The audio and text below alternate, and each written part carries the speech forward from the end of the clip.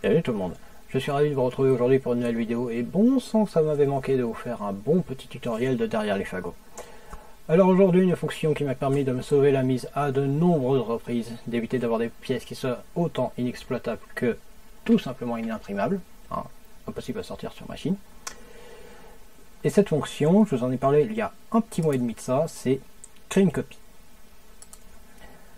Si vous êtes intéressé, je vous propose qu'on se retrouve juste après le générique. A tout de suite.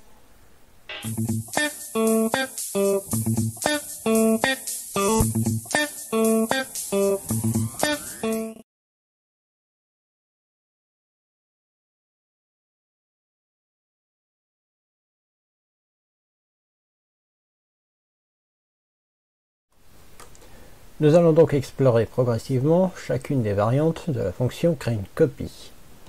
Et on va démarrer par créer une copie simple, en commençant naturellement par une forme. Donc ici, j'ai pris un cube. Maintenant, j'ai besoin d'en avoir plusieurs. On pourrait se dire, il suffit de faire copier-coller, c'est ce que va faire la fonction. Alors si je fais simplement copier-coller, notamment avec le raccourci clavier CTRL, c'est-à-dire la touche marquée CTRL, et la touche C appuyée simultanément, puis V pour coller, et également simultanément. Donc CTRL-C copier, CTRL-V coller. Hein. Faites pas CTRL-CV sinon ça ne marchera pas. Donc la forme est copiée, elle est identique. Elle a la même variabilité en termes de dimension et de position. Or, moi je souhaite une pièce qui garde la dimension. Et c'est en ça que la copie simple va être intéressante. C'est qu'elle va garder la dimension. Ça va être le premier intérêt de la copie simple. C'est que du coup, au lieu d'avoir les champs de modification que j'ai ici, que je vais retrouver simplement en double cliquant sur ma forme, ils sont présentés en un peu plus gros, mais c'est exactement les mêmes choses. Hein. Vous les retrouvez ici dans votre vue combinée, donc c'est un intérêt très discutable. Et bien ici, vous n'avez que la position qui est variable. Ce qui fait qu'en cas de double-clic, vous faites une transformation et non pas une modification. C'est-à-dire que vous faites simplement un repositionnement spatial dans votre espace de conception. Donc ça va être potentiellement le premier intérêt pratique de la copie simple. Mais il y en a d'autres encore. Imaginons, justement, je vais copier puis coller ce cube. Celui-là, je vais le mettre ici, l'incliner un peu parce que j'ai besoin d'avoir une pièce de cette forme-là. Maintenant, la chose que je fais dans ce cas-là, une fusion. Cette fusion, j'ai besoin d'en avoir 50, qui vont garder la même place, la même dimension. Si je me contente de faire une copie, il va me dire qu'est-ce que je veux copier. Il va me demander de copier les pièces en dépendance. Or, que se passe-t-il si je copie les pièces en dépendance? Eh bien, celles-ci vont s'ajouter à chaque fusion. Vous voyez que ici on a cube 5, cube 4, cube 7, cube 6. Et si je refais sans sélectionner, juste en gardant la fusion, hop, donc je fais à nouveau CTRL V, donc là je vais avoir deux fusions supplémentaires. Et bien ces fusions vont garder comme pièce cube 3 et cube 2 comme forme d'origine. Et en quoi ça change tout? Eh bien ça change tout dans le fait que si je repositionne ça ici par exemple, je vais prendre exprès les deux fusions pardon, où j'ai choisi de ne pas copier les pièces. Hop, je vais les mettre à part comme ça. Voici. Et bien, si je modifie par exemple ici la position de cube 3, que je le recule par rapport à sa position d'origine, les deux autres cubes suivent avec, puisque c'est la forme d'origine qui est dans la pièce dupliquée. Alors oui, je suis désolé, j'ai le soleil qui vient un peu dans la figure, j'aurais dû rabattre un peu le rideau. Et vous allez me dire, oui, mais comme j'ai choisi de dupliquer pour fusion 1 et fusion 2, j'ai plus le problème. Oui, mais ça veut dire que du coup, si je veux faire la modification suivant les mêmes coordonnées, ça veut dire qu'il va falloir que je le fasse cube par cube, que je les modifie de cette façon. Alors, naturellement, apparent, c'est mieux. Parce que si, par exemple, je sélectionne tous les cubes que je veux diffuser, déplacer, et bien à la minute que je vais varier d'1 millimètre une coordonnée, ceux-ci vont s'empiler. Ils vont littéralement se colliser les uns dans les autres. Ils vont se rabattre comme des tables gigognes. Et on ne veut pas forcément ça. Et bien là encore, la copie simple va permettre de reprendre simplement la forme, de garder les coordonnées, et du coup, de reproduire à l'identique, par exemple, des sculptures de pneus, ou des dentures particulières de crémaillère, parmi nombre d'exemples d'applications. Donc la copie simple va être utile pour ça. C'est-à-dire que là, si je reprends par exemple ma fusion ici, que je fais créer une copie simple, elle va apparaître ici, et je vais simplement déplacer les pièces telles que je les avais disposées à la base. Et mieux encore, c'est que comme c'est la reproduction et que c'est du coup invariable, si je fais un CTRL-C, je n'ai pas de demande de sélection des éléments que je veux dupliquer, parce que ça duplique une forme et pas un ensemble de solides qui crée une forme. C'est en ça que ça diffère et que c'est intéressant, c'est que ça fait que je peux par exemple en coller autant que je veux. Ceux-ci garderont la forme, garderont les dimensions. Et mieux encore, imaginons que je travaille sur deux documents simultanément. Et bien puisque c'est une forme statique invariable, j'ai juste à la sectionner, à la sélectionner, à la glisser, à attendre la petite flèche en diagonale, et mon fichier est transféré. Pratique, non? Je vous propose de me retrouver juste après la transition pour voir la copie de forme d'un élément. A tout de suite.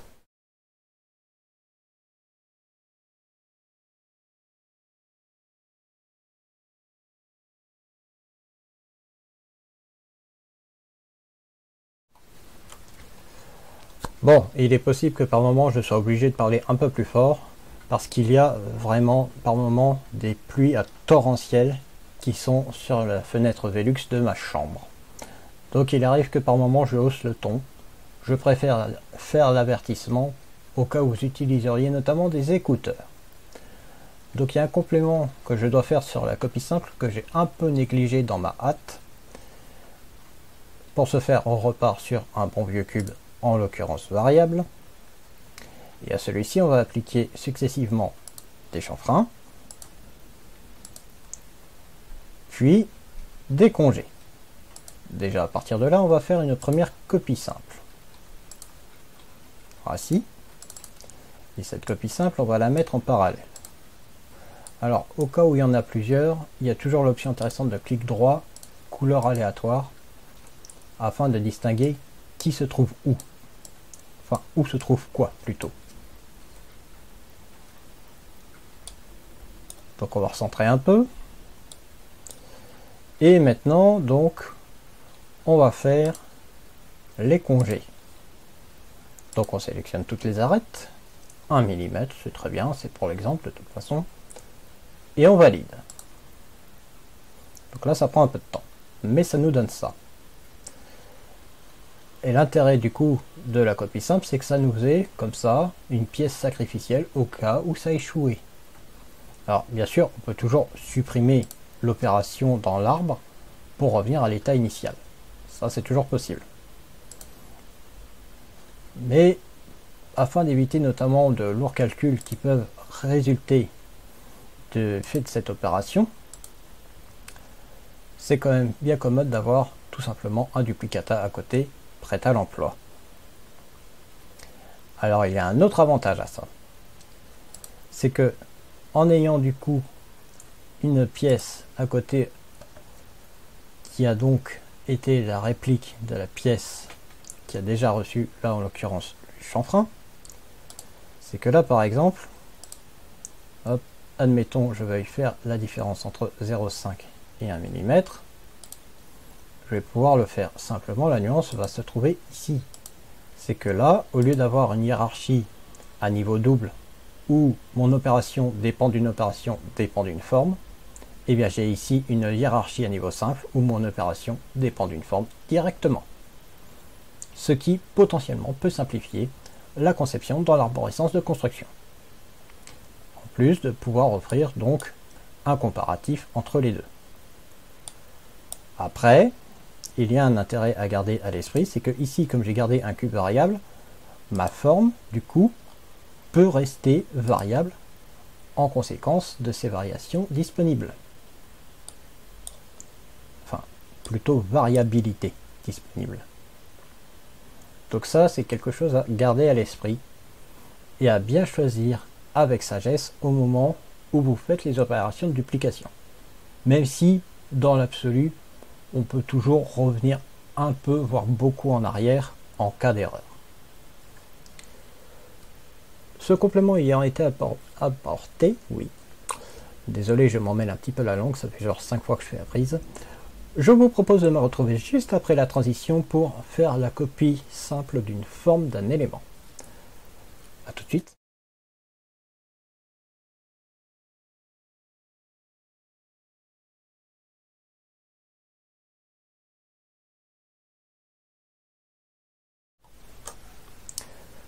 Nous voici enfin donc ce coup-ci pour de bon au chapitre final de ce tutoriel, à savoir faire la copie d'une forme d'un élément. Donc ici, comme je vous l'ai indiqué, j'ai gardé les pièces auxquelles j'ai appliqué successivement des chanfreins, puis des congés. Maintenant, imaginons, c'est juste le triangle là qui m'intéresse. Et bien c'est grâce à cette fonction créer une copie de la forme de l'élément que je vais pouvoir avoir une réplique simplement de cette partie-là. Naturellement, c'est une possibilité qui n'est limitée qu'à une face. Si vous sélectionnez 2, 3 ou 5 faces, vous aurez 2, 3 ou 5 copies de chacune des faces sélectionnées. En conséquence, si vous souhaitez les fusionner ensemble, vous le pouvez. Mais comme vous l'avez vu au début de ce tutoriel, cela signifie que vous devez garder les pièces en permanence sélectionnées pour les déplacer simultanément, au risque d'en laisser en chemin. Donc ça peut être utile si par exemple vous avez des formes complexes à générer, imaginons pour des capots de camions en modélisme. Il y a souvent des pièces courbes sur celles-ci. Je pense à des capots de Mack série B60 où les courbes sont à profusion là-dessus. Je vous laisserai faire votre recherche sur votre moteur de recherche favori et vous verrez que je suis loin de mentir en ce qui concerne cet élément. Et bien entendu, cela fonctionne avec toutes les faces. C'est-à-dire que j'ai choisi le triangle, mais si je choisis celle-ci par exemple, que je recommence, cela va fonctionner. Alors pourquoi plutôt la forme et pas par exemple la copie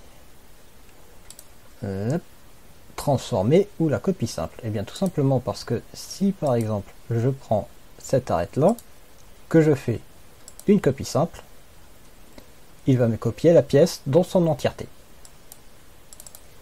Hop, c'est ce que nous constatons ici. J'ai une pièce entière qui vient d'être copiée. Donc c'est pour ça, bien faire attention.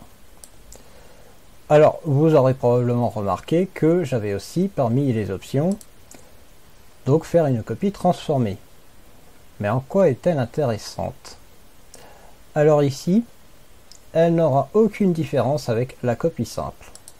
Et pour une très bonne raison.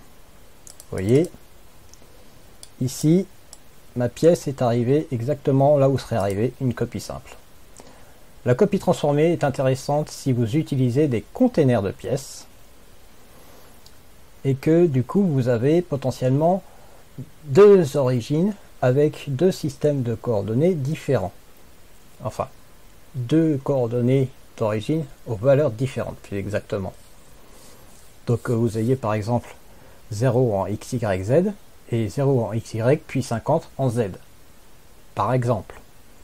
Eh bien la copie transformée va prendre la pièce qui est dans le premier plan, qu'on pourrait appeler le plan A ou le plan 1, et la reproduire aux coordonnées de l'origine du plan 2 ou du plan B, suivant le nom que vous donnez à ces plans. Parce que ce plan du coup serait lié au container. Donc suivant la forme de quel container vous la prenez, vers quel container vous l'envoyez, la copie transformée va donc en fait s'occuper automatiquement de l'emplacement spatial et de l'emplacement dans l'arborescence de construction de votre élément. Mais en dehors de ça, une copie simple à partir de laquelle vous faites un repositionnement avec clic droit par exemple, quand ça fonctionne, et ça fonctionne pas depuis l'espace, voilà. Donc, si vous faites ça avec juste sélection, puis vous cliquez glisser comme ça fera techniquement, sensiblement, exactement la même opération, c'est juste que ça le fera automatiquement. C'est la seule nuance entre la copie simple et la copie transformée. Alors ça peut être pratique si par exemple vous travaillez avec le sketcher, c'est-à-dire l'esquisseur, ou le part design. Or, comme je ne fais ni l'un ni l'autre, pour moi, ça n'a aucune différence, aucune utilité par rapport à la copie simple. Ainsi se conclut ce tutoriel, j'espère que ça vous a fait énormément plaisir de me revoir. Moi, vous m'avez longuement manqué, c'est le cas de le dire. Je tenais d'ailleurs à vous remercier pour votre fidélité et la foi que vous avez autant pour moi que pour cette chaîne. J'en suis extrêmement touché, c'est la moindre des choses. Je vous espère que ce tutoriel vous aura été utile, vous permettra d'évoluer, de faire des formes plus avancées dans vos conceptions. Moi je vous dis, d'ici là, prenez soin de vous, continuez de profiter à fond de votre logiciel, et on se dit à une prochaine fois. À bientôt.